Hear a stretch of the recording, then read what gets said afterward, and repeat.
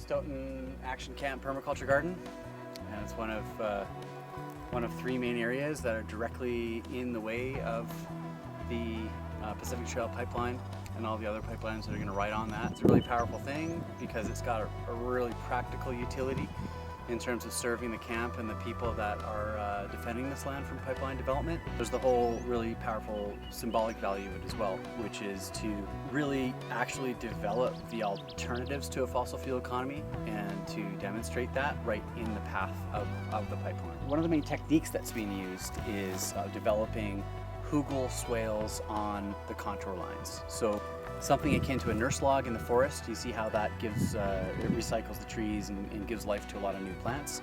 They're moisture batteries, they're batteries of helpful biological activity. So basically a lot of dead, rotting pines in this area, which is affected by the pine beetle, and that of course is directly a result of climate change. They're being taken out of the forest and stacked quite specifically into these long mounds, and then layers of compost and rot and different materials with a capping of soil on top.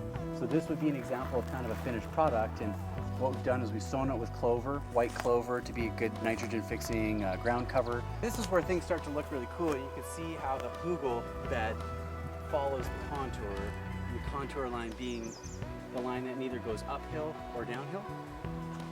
And that's good because it's a barrier for runoff in the landscape for whenever it rains heavy. Usually in permaculture we try to develop the contours, and it looks cool too. It's like a mound snake kind of thing. And this is a no-dig potato bed, so really we're talking like serious poundage of potatoes. I reached in today and grabbed a potato. You can see it was starting to sprout.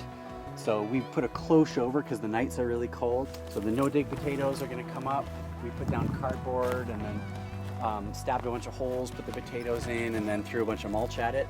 And then also you can see all these seeds coming out because we mixed the mixed green seeds with compost and just broadcast that on the top. So that's why before the potatoes are even up, we're going to have a whole crop of salad greens here as well. We've got annual vegetables coming up. We've got garlic. There's onion sets all along here. These little onions starting to come up. There's fava beans that are about to come up as well. And then we have a lot of perennial vegetables, so things like lovage, good King Henry, some more lovage over here. We're rocking the rhubarb. Most of these things belong to plant families that are already represented in this territory. So there's gooseberries and there's currants here. Yostaberry is a hybrid between gooseberry and currant.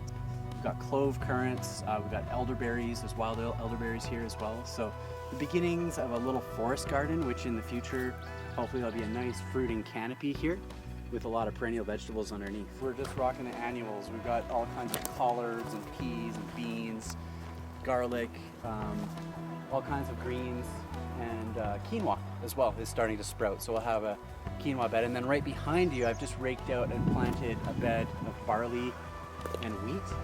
So that's this one down here. Just gonna water that in, and hopefully, you know, we'll get a crop of greens, hopefully, and if not, at least we'll have a green manure to dig back into the soil. We got another no-dig potato down here, and then we've also got a bed of fruit vegetables and a trellis in the background there. Those three crosses. It says RIP PTP. So we're growing some raspberries and some hybrid blackberries there as well. I appreciate everyone who's been here and contributed. It's a learning experience for a lot of people. It's got really deep symbolic value, and it's also like a really practical part of the anti-pipeline infrastructure.